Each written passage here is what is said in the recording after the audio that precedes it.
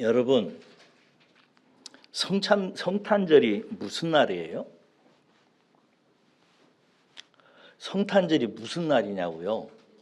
세상에 많은 사람들이 성탄절을 예수님 생일날이라고 표현을 합니다. 그리고 생일 축하일로 이렇게 말하곤 합니다. 그런데 예수님의 생일은 모릅니다. 예수님 생일은 12월 25일이 맞는지 아닌지 아무도 모릅니다. 하나님은 성경에다가 왜 예수님이 출생한 날을 우리들로 하여금 기억하도록 기록해 놓지 않았을까요? 왜 그랬을까요? 간단합니다. 예수님이 오신 날을 기억하는 것은 중요한 게 아닙니다. 예수님이 태어난 날을 기억하게 시키면은요, 사람들이 그 태어난 날에 집중하게 됩니다. 저는 태어난 날을 하나님께서 인류가 기억하지 못하도록 감추어 놓으신 것은 참 하나님의 놀라운 해안이라고 생각합니다. 예수님이 오신 날 기억할 필요 없습니다. 하나님이 감추셨는데 그걸 일부러 기억할 필요 없습니다. 오신 날을 기억하려고 하지 마시고 왜 오셨는지, 어떻게 오셨는지 그걸 기억하셔야 됩니다. 예수님은 누구이고 예수님은 왜 이 세상에 오셨고 오셔서 무슨 일을 하셨고, 그래서 성탄절은요, 예수님이 오신 것을 기념하는 날이지 예수님이 오신 날을 지칭하지 않습니다. 예수님이 오신 것을 기념하기 위해서 저는 오늘 좀 더 자세히 세 국면에서의 예수님을 저와 여러분들과 함께 나누기를 원합니다. 그래서 오늘 설교 제목이 뭐예요? 예수, 예수, 예수. 세 국면에서 예수를 우리가 이해할 필요성이 있습니다. 첫째는 이미 오신 예수님이십니다. 성탄절은 이미 옛적에 2000년 전에 오셨던 예수님을 기억하고 그 진리를 알고 그 진리를 믿고 감사하는 날일로 삼아야 됩니다. 두 번째는 항상 함께 하시는 예수님입니다. 함께 하시는 예수님. 세 번째는 장차 다시 오실 예수님. 이미 오신 예수님, 지금 함께 하시는 예수님, 그리고 장차 다시 오실 예수님.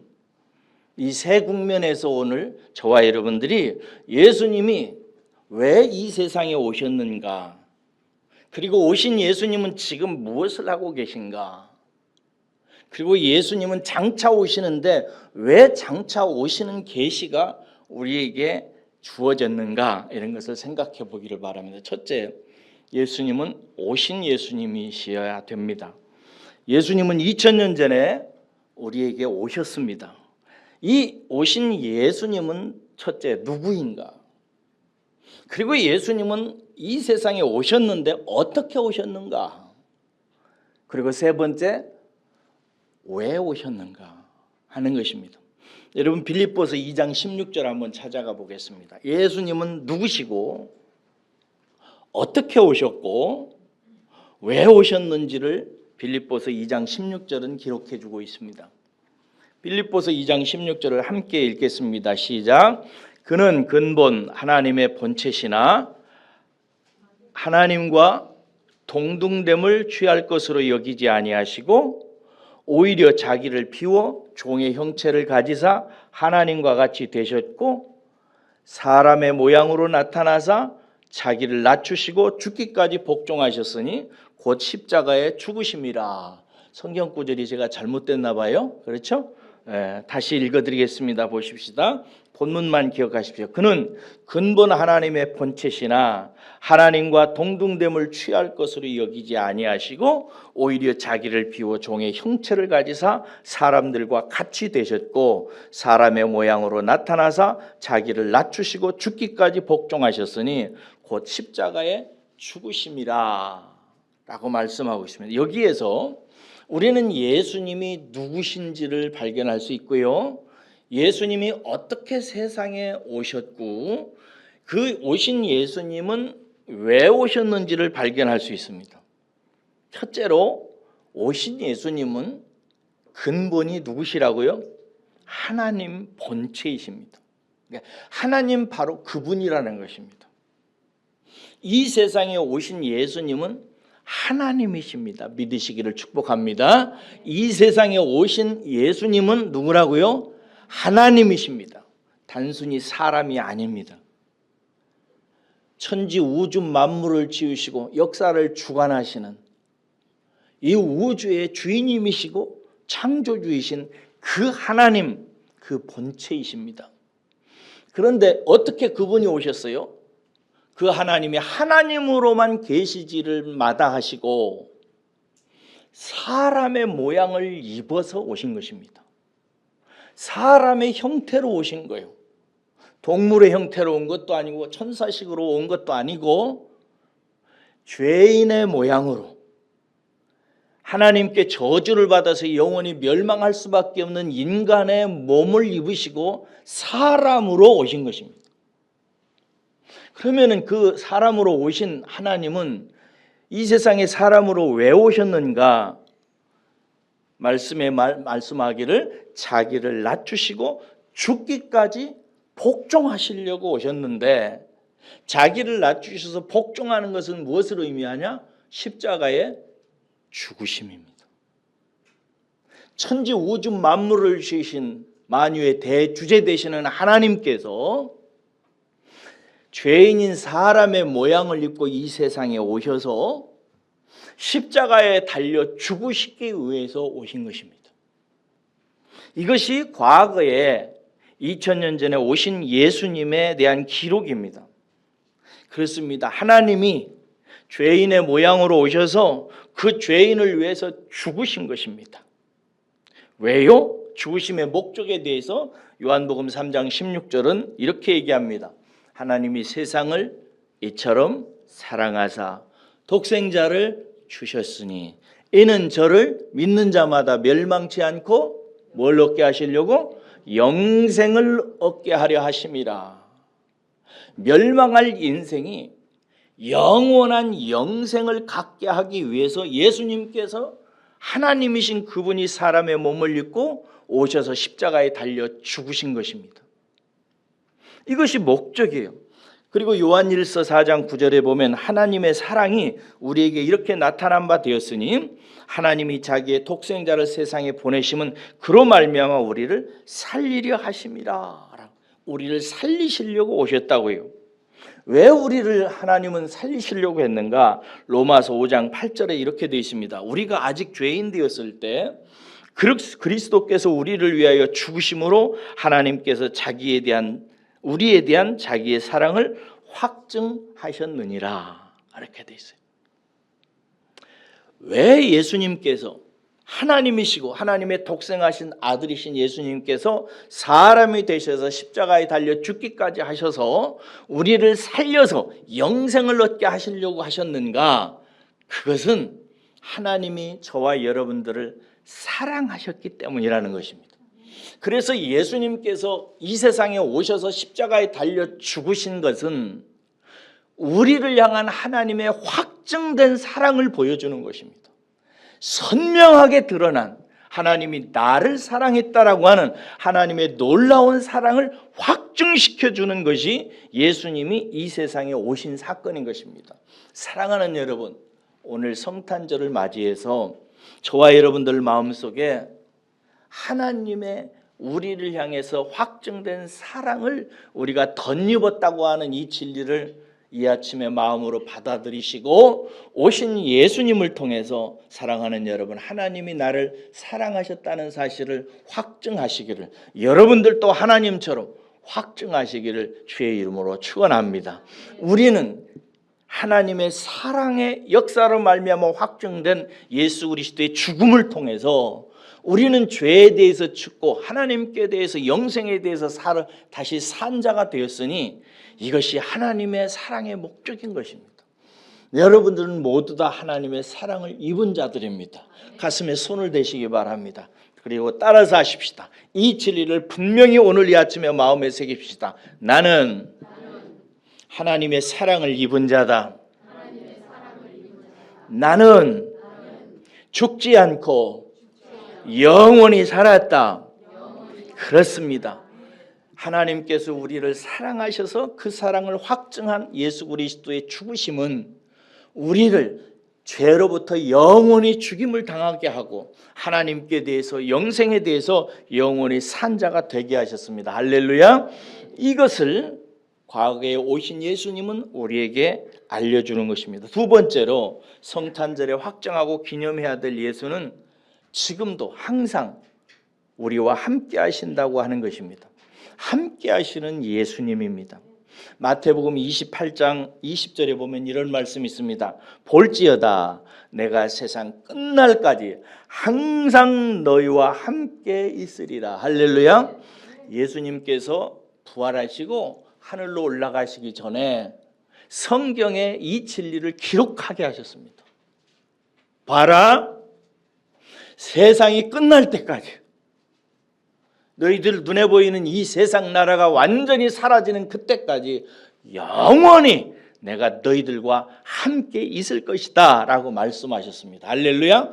출애굽기에 보면은 하나님께서 모세에게 말씀하셨습니다. 내가 항상 너와 함께 할 것이다.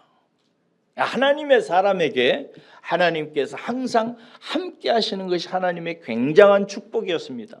그 축복을 예수님께서 승천하시면서 우리에게 말씀하시면서 내가 너희와 항상 함께 할 것이다. 할렐루야.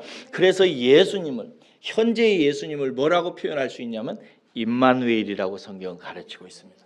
하나님이 우리와 함께 하신다.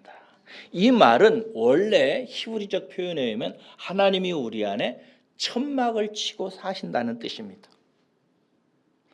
하나님이 언제 세상에 내려오셔서 천막을 치고 사셨죠? 출애굽기 해가지고 광야에 있을 때 하나님께서 이스라엘 백성들에게 천막을 만들라고 그랬잖아요.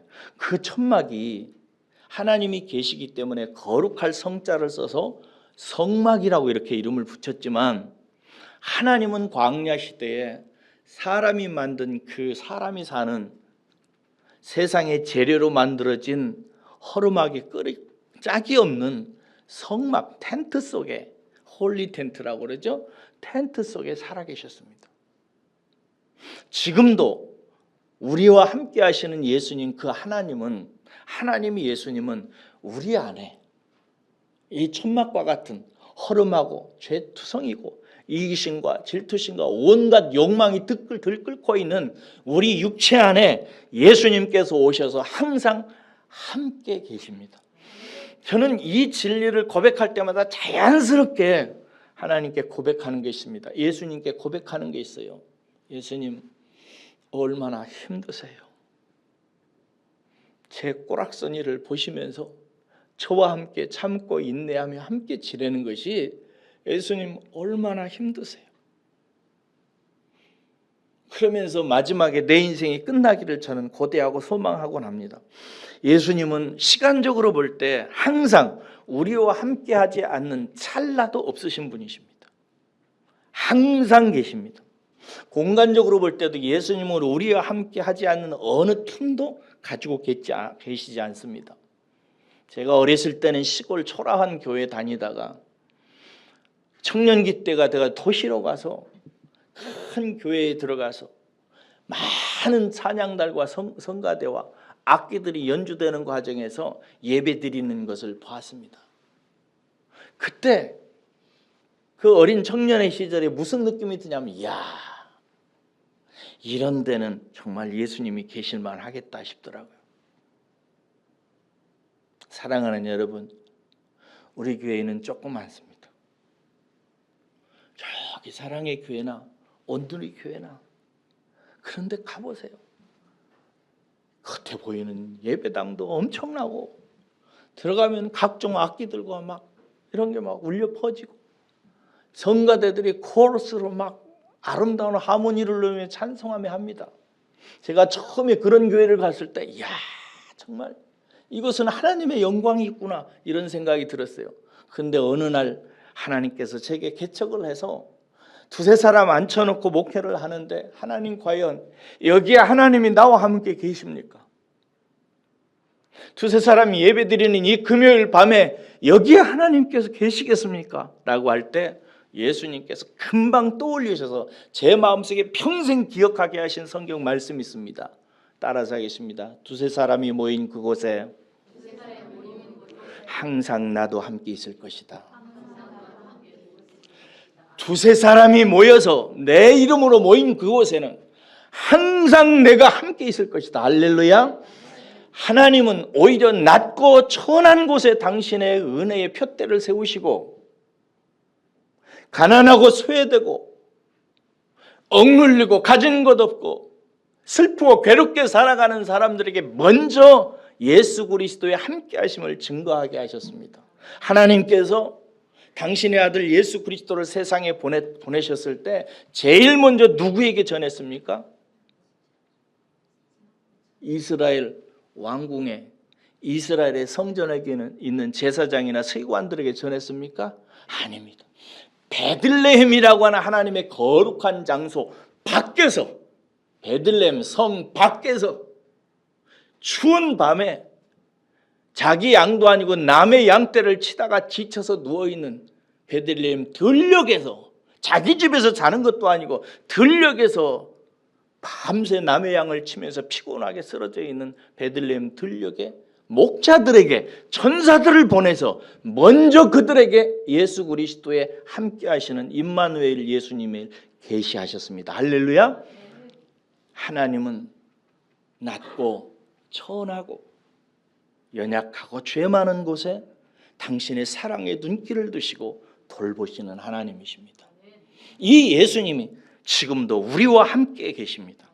함께 계셔서 뭘 하시는가요? 로마서 8장 34절에 이렇게 말하고 있습니다. 누가 정죄하리요? 죽으실 뿐 아니라 다시 살아나신 이는 그리스도 예수시니 그는 하나님 우편에 계신 자요 우리를 위하여 간구하시는 자시니라. 낮고 천하고 죄 많고 힘없고 세상에서 인정받지 못하는 사람들에게 사랑의 눈을 두시고 그들과 함께 계시는 주님은 그들을 위해서 뭘 하시는지 아세요? 그들은 돈 없어서 자격지심이 많고요. 죄인들이니까 많은 죄를 지었고요. 세상에서 아무것도 자랑할 것이 없어서 자존감이 깨진 그들을 위해서 예수님께서 그들과 함께 하시면서 그들을 위해서 예수님은 지금도 우리를 위해서 간구하고 계시다고 말씀하고 있습니다. 예수님은 지금도 우리 안에서 우리의 속을 보시며 우리의 가난함을 보시고 우리의 비천함을 보시면서 항상 예수님께서 우리를 위해서 하나님에게 복을 구하면서 간구하고 계시다는 사실을 믿으시기를 축복합니다. 우리 안에서 예수님은 간구하고 계십니다. 간구가 무슨 말인지 알죠? 간절하게 하나님께 구한다는 것입니다. 그 일을 하고 계세요. 또 빌립보서 1장 6절에는 이런 말씀이 있어요. 너희 안에서 착한 일을 시작하시니까 그리스도 예수의 날까지, 이건 이제 예수님께서 재림하시는 날을 말해요. 그리스도 예수의 날까지 이루실 줄을 우리가 확신하노라. 이렇게 되어 있어요. 착한 일이 뭐예요? 우리를 구원하셔서 장차 하나님 나라를 감당할 수 있는, 다스릴 수 있는 왕처럼 예수님과 함께 할 수 있는 그런 사람으로 만드시기 위해서 그날까지 우리를 예수 닮는 사람으로 성화시켜 가고 계시다는 사실을 우리에게 증거해 주고 있습니다. 예수님은 우리 속에 오셔서 우리를 안타깝게 보시면서 하나님께 늘 축복을 기원하고 하나님께서 은혜 주시기를 위해서 하나님께 간구하면서 또한 우리 속에서 우리가 장차 하나님 나라의 유업을 이을 자이므로 유업을 이을 만한 사람으로 예수 그리스도의 성품의 온전함에 이르도록 하시기 위해서 예수님은 우리 속에서 일하고 계십니다. 여러분, 우리를 예수님 닮게 하시려고 일하고 계시는 이 예수님을 기억하셔야 됩니다. 그리고 또 하나 더 말씀드리고 싶은 것은 요한복음 14장 27절인데요. 평안을 너희에게 끼치노니 곧 나의 평안을 너희에게 주노라. 내가 너희에게 주는 것은 세상이 주는 것과 같지 아니하니라 라고 말씀하십니다. 예수님께서 우리에게 주시는 것은 세상이 주지 못하는 평화를 우리에게 허락해 주시고 깨닫게 해주시고 누리게 하고 계신 것입니다. 그러므로 여러분 마음속에 평화가 없거든, 근심과 염려와 걱정이 여러분 마음을 사로잡으시거든, 예수의 이름을 부르며 내 안에 계신 예수님과 교제하고 그 이름을 부르며 예수께서 나를 사랑하시고 십자가에서 확증하신 그 예수님의 사랑을 마음속에 묵상하십시오. 그럼 평화가 옵니다. 세상 나라는 없는 평화예요. 우리가 기도할 때, 아까 대표 기도할 때 송하고 권사님께서 이 세상 나라를 놓고 기도했습니다. 사람들이 갈라지고 정치적으로 분열하고 종교적으로 분열하고 욕망을 따라서 세상 나라는 다 분열하고 싸우고 논쟁하고 이러고 있습니다. 이게 원수 마귀가 왕이 돼서 공중 권세를 잡고 다스리는 세상 나라의 모습인 것입니다. 이 세상 나라를 통해서 우리는 하나님으로부터 오는 샬롬을 받을 수가 없습니다. 이 세상 나라에서 하나님께서는 우리를 끄집어내셔서 엑소더스 구출하셔서 어디에 두셨습니까? 하나님 나라에 두셨습니다. 사랑하는 여러분, 저와 여러분들이 하나님 나라를 볼 수 있기를 주의 이름으로 축원합니다. 대한민국하고 하나님 나라하고 똑같습니까? 그러면 분쟁할 수밖에 없습니다. 북한하고 우리는 싸워야 되거든요. 일본보다 더 잘 살아야 되거든요. 기업들은 세상의 산업 현장에서 다른 회사들이나 다른 나라 제품보다 더 좋게 만들기 위해서 경쟁하고 싸워야 되는데 어떻게 세상 나라의 평강이 임할 수가 있겠습니까? 성경은 분명히 얘기하고 있어요. 세상이 주지 못하는 평안을 내가 너희에게 주겠다. 할렐루야. 세상 나라에서 받는 게 아닌 것입니다. 세상 나라의 나그네로 살고 있을지라도 하나님께서 우리의 마음 안에 당신의 나라를 창설하시고 하나님 나라가 여기 있다 저기 있다 하는 것이 아니라 너희 안에 있느니라. 할렐루야.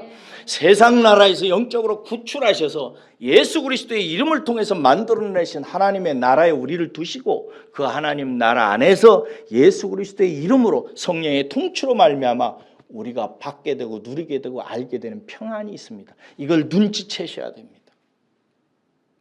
만약에 세상 나라를 통해서 여러분들이 평강을 찾으려고 하면 예수님 재림할 때까지 그런 건 오지 않습니다. 세상 나라는 끝까지 싸울 것입니다. 끝까지 투쟁할 것입니다. 세상 나라를 통해서 우리는 평안을 찾을 수 없습니다. 오직 내 안에 임한 하나님 나라에서 항상 우리와 함께 하시는 예수님을 통해서 우리는 임마누엘 하시는 예수님을 통해서 우리 안에서 평화를 맛보는 것입니다. 그것이 샬롬입니다. 세상 사람들은 이걸 모릅니다. 눈치를 못 채요. 알 수가 없어요. 세상 나라 사람들은 뭘 통해서 평화를 얻으려 합니까? 돈을 통해서 얻지요. 직장을 통해서 얻지요. 전쟁 없는 세월을 통해서 얻지요. 가정의 화목을 통해서 얻지요. 그러나 우리는 그것과 비교할 수 없는 오직 하나님만이 줄 수 있는 하늘로부터 임하는 영원한 평강을 얻을 수 있습니다. 할렐루야. 예수님을 통해서 하나님께서 나를 사랑하셨다고 하는 이 진리를, 하나님이 지금도 나와 함께 가고 계시다고 하는 이 진리를, 임마누엘 진리를 깨달은 성도는 금방 마음이 평안해지기 시작합니다. 돈으로 산 것도 아니요, 친구를 통해서 산 것도 아닙니다. 오직 진리를 통해서 하나님께서 우리에게 주시는 것입니다. 그러므로 진리가 살아있을 때, 사랑하는 여러분, 우리는 평안을 누리게 되는 것입니다. 그렇게 누리는 평안은 세상의 환경이나 여건이나 조건이나 정치, 경제, 사회, 문화가 잘 되어서 누리는 평화가 아니라 오직 내 안에 계신 예수 그리스도로 말미암아 누리게 되는 평강인 것입니다.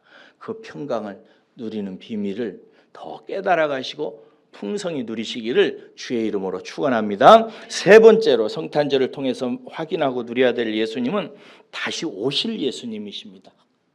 어떤 예수님이라고요? 다시 오실 예수님이요.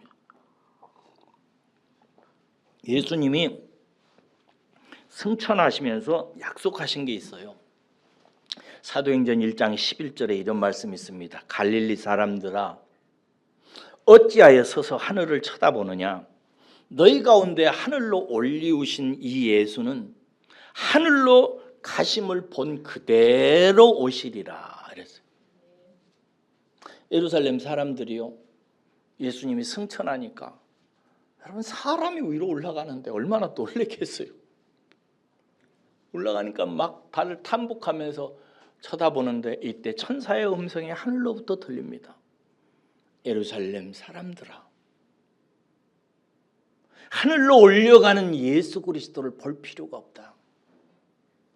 너희들이 사모하고 바라보아야 될 것은 이와 같이 하늘로부터 다시 오는 예수다 라고 가르쳐 준 것입니다. 우리는 사랑하는 여러분, 예수님이 다시 오실 것을 믿는 사람들입니다. 그래서 우리는 재림신앙을 갖고 있습니다. 요즘에 성도들 중에 재림신앙을 잊어버린 성도들이 참 많습니다. 제가 청년 시절만 해도 예수님 재림을 믿는 재림신앙이 굉장히 뜨거웠습니다. 그런데 그 전에 이단 하나가 나타나서 이장님이라고 하는 이상한 목사 하나가 다미선교회라는 선교를 만들어가지고, 다미선교회가 무슨 약자인지 아시죠? 다가올 미래를 대비하라. 재림신앙이에요. 그래가지고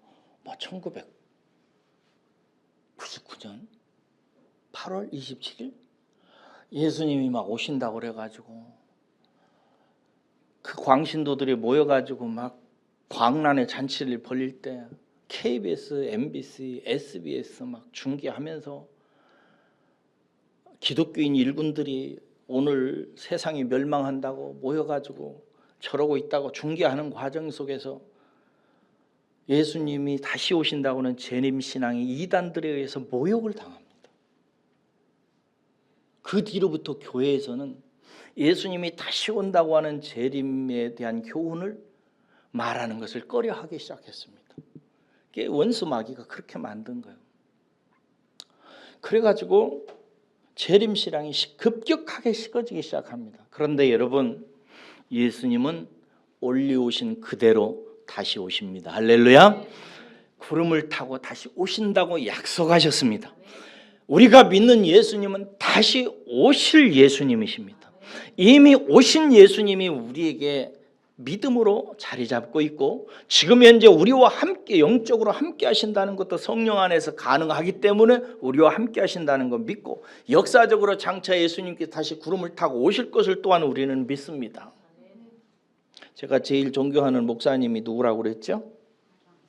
박영선 목사님? 아니에요. 박영선 목사님 설교사로 존경하기는 해. 누구라고 그랬죠? 손양원 목사님이에요. 여러분, 우리나라에 손양원 목사님 같은 분이 계시다는 것은 정말 이 대한민국의 큰 복입니다. 근데 이 대한민국이라는 나라가 워낙 작고 동방의 외딴 나라니까 역사가들이 아직 한국이라고는 나라에 대한 기독교적 관점에서 연구가 덜 돼가지고 손양원이라고 하는 분의 가치를 아직 세상이 몰라요. 근데 여러분, 손양원 목사님은 정말 대단한 분이십니다. 손양원 목사님을 그렇게 대단하신 분으로 만드신 분은 대단하신 하나님이시지요. 그런데 이 손양원 목사님이 작사를 해가지고 만든 곡을 아시죠? 주님 고대가. 저는 이 곡을 정말 자주 부릅니다. 주님 고대가 뜻이 뭐예요? 다시 오실 주님을 고대하고 기다린다는, 낮에나 밤에나 눈물 머금고 내 주님 오시기를 고대합니다. 가실 때 다시 오마 하신 예수님, 오 주님 언제나 오시렵니까? 하늘에 이상한 구름만 떠도 행여나 내 주님 오시는가 해 고개 들어 바라보는 마음, 오 주님 언제나 오시렵니까? 구름 타고 올라가신 예수님, 다시 오시기를 기다리는 손양원 목사님, 하늘에 어느 날 이상한 구름만 떠도 혹시 예수님 오시는가 해 눈물 어린 마음으로 고개 들어 기다립니다. 오 예수님 언제나 오시렵니까? 성경의 마지막 권을 썼던 요한은 마지막 구절에 이렇게 마감합니다. 마라나타 주 예수여 어서 오시옵소서. 성도의 마음속에 애잔하게 끓고 있어야 되는 신앙이 있습니다. 오 주님 언제나 오시렵니까? 주님 어서 오십시오. 제가 이 세상 나라에서 살아보고 이 세상 나라의 정치인들 믿어보고 돈 많은 사람들이 우리에게 자비를 베풀까 기대해보고 친구를 기대해보고 애인을 기대해보고 남편을 기대해보고 아내를 기대해보고 세상 나라에서 발생하는 모든 가능성과 소망을 기대해보았지만 그러나 진정한 기쁨과 천국은 내게 없었습니다. 주님 오셔야 합니다. 오 주님 어서 오십시오 하고 부르는 이 말세신앙, 재림신앙이 우리 안에 있어야 됩니다.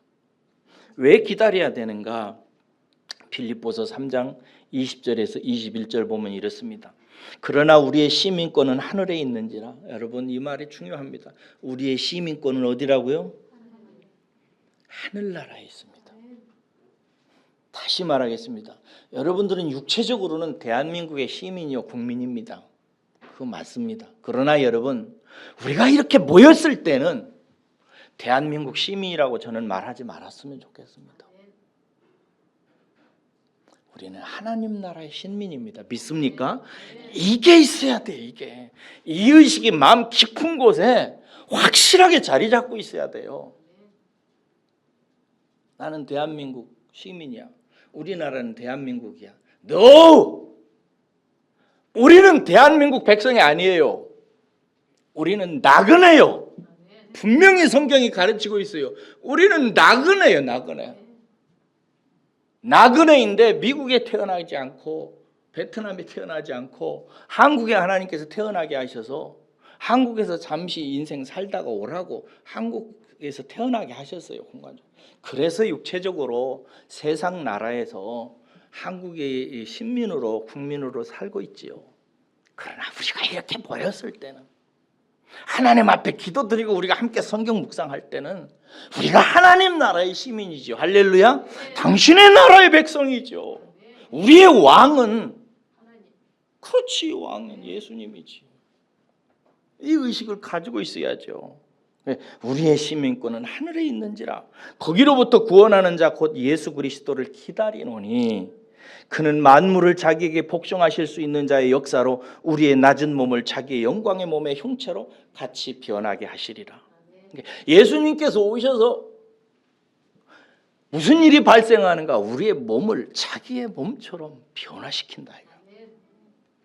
여러분, 여러분의 얼굴과 여러분의 몸과 여러분의 인격으로 사시기 얼마나 힘드세요? 그렇지요? 살만해요? 돈만 있으면 살만하겠어요?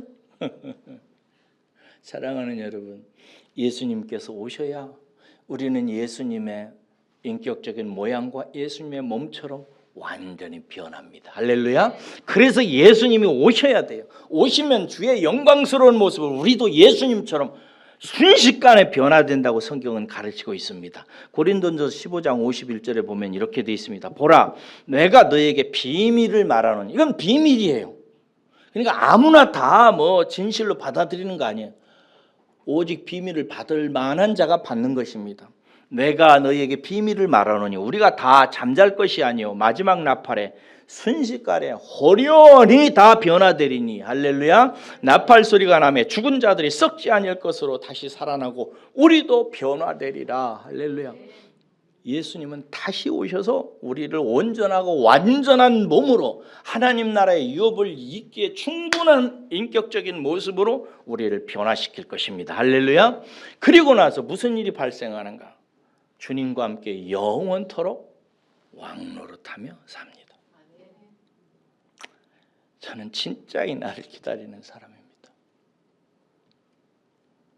세상의 군왕들과 정치를 보면서 저는 환멸을 느끼는 사람입니다. 여러분들은 뭔 소망을 많이 꿈꾸는지 모르겠어요. 그러나 저는 소망 두지 않습니다. 예수님께서 오셔서 우리들을 예수님처럼 변화시켜서 하나님이 만들어 놓으신 하나님 나라에서 예수님처럼 왕노를 하게 살 그날을 나는 진리를 통해서 확인하며 그날을 기다리고, 그게 제 소망입니다. 요한계시록 22장 5절에 이렇게 계시되어 있습니다. 다시 밤이 없겠고 등불과 햇빛이 쓸데없으니 이는 주 하나님이 그들에게 빛이심이라 그들이 세세토록 왕노릇 하리로다. 할렐루야. 그 나라는 밤이 없다고. 이걸 꼭 그렇게 물리적인 밤이라고 생각하지 마시고요, 은유입니다. 등불과 햇빛이 쓸데없다, 이것도 은유입니다. 무지하고 몽매하고 몰라서 등불과 같이 햇불과 같은 어떤 다른 수단이 필요치 않다는 거예요. 예수님처럼 온전히 변화되어져서 우리는 알 것을 알고 볼 것을 보고 들을 것을 듣고 무엇이 내게 유익하고 무엇이 내게 해로운지를 깨달아서 지혜롭게 하나님처럼 살 수 있는 세상이 열린다 이거죠. 그때 우리는 밝히 세상을 보고 하나님의 이치와 원리를 다 깨달아서 올바르게 지혜롭게 살 수 있기 때문에 그렇게 사는 삶을 성경은 왕같이 사는 삶이다.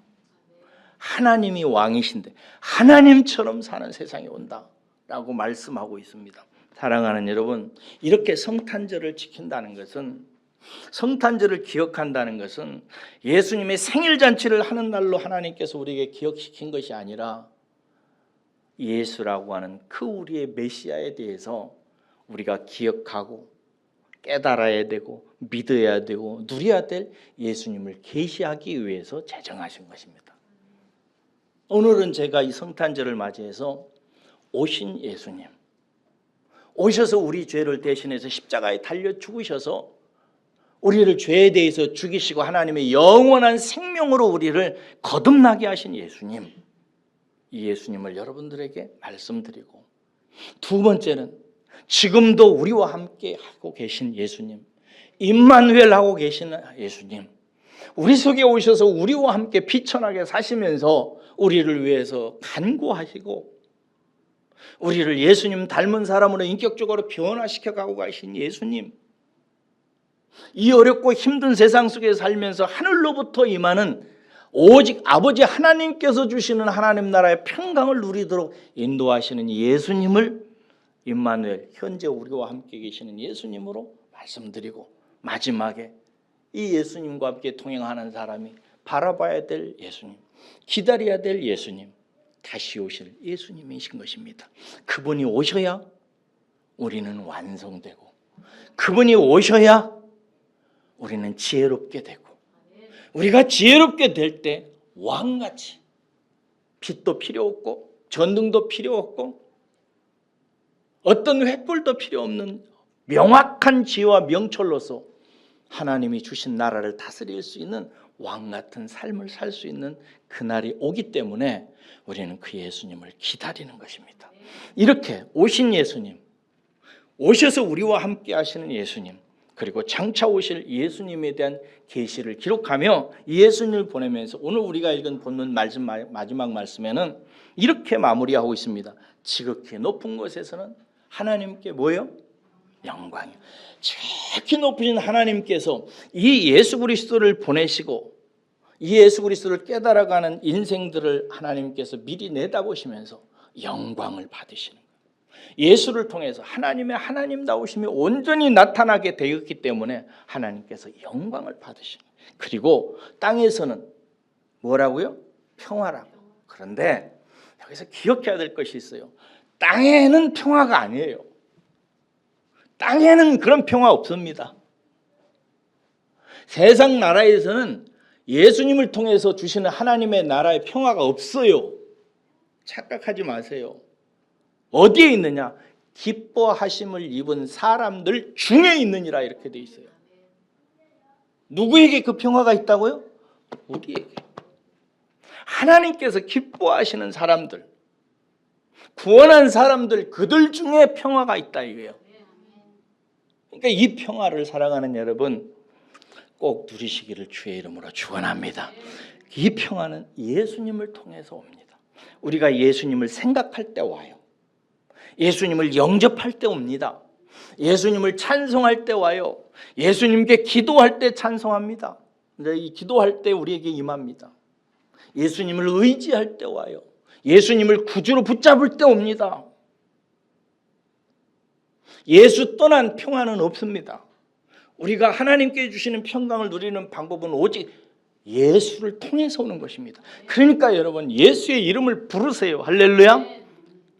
예수의 이름을 부르고 예수님께 기도하고 예수님을 찬송하고 예수님을 소망하고 예수님을 가슴에 품으세요. 그래야 하나님께서 예수님을 통해서 주시는 평강이 우리 속에 자리 잡고 있는 것입니다. 예수의 이름으로 기도해서 돈 벌어서 평화 오는 거 아니고요.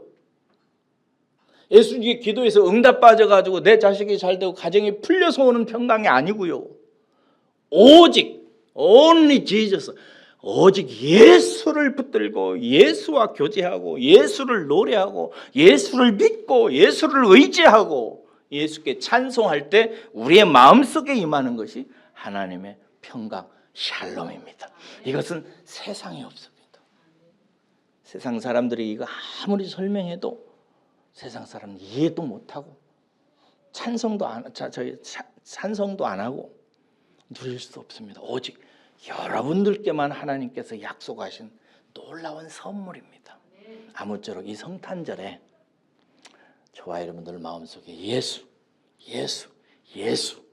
붙잡으시기를 주의 이름으로 축원합니다. 기도하겠습니다.